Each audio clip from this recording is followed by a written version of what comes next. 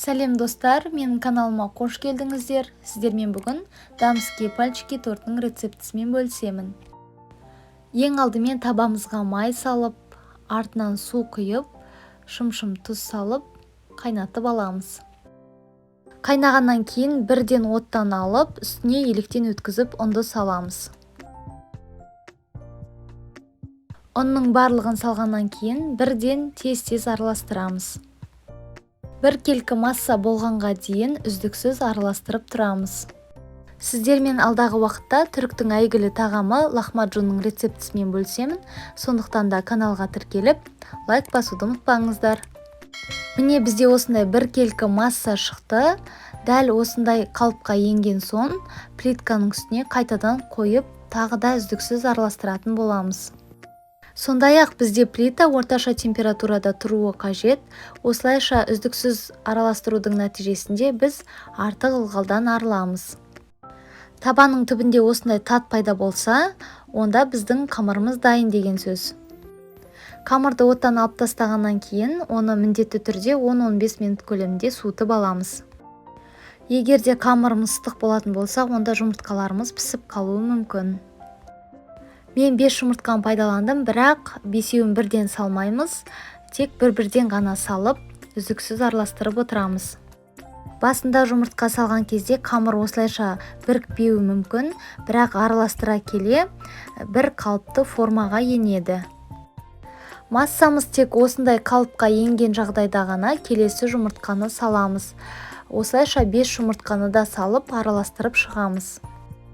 Достар, қажетті ингредиенттердің барлығын видеоның астында описаниядан көре аласыздар.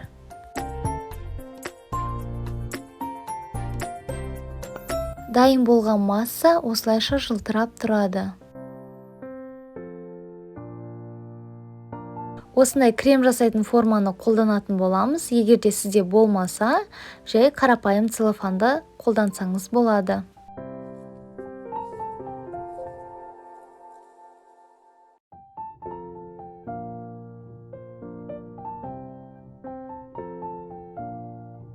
Осылайша пальчики жасап шығатын боламыз.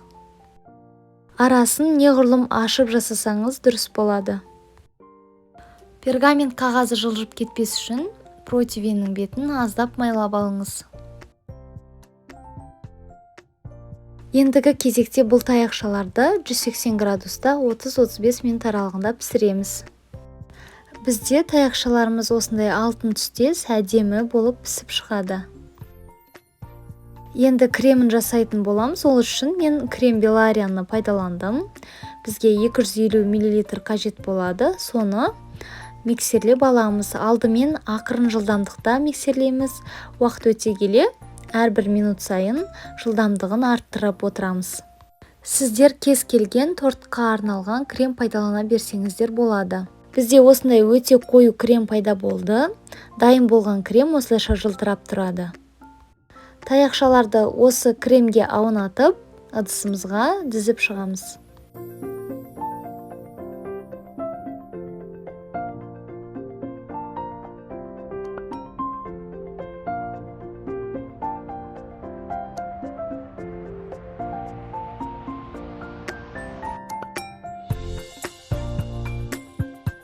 Торттың бетін қалауыңызша әсемдесеңіз болады. Мен осылайша шоколадты күштен өткізіп сәндедім.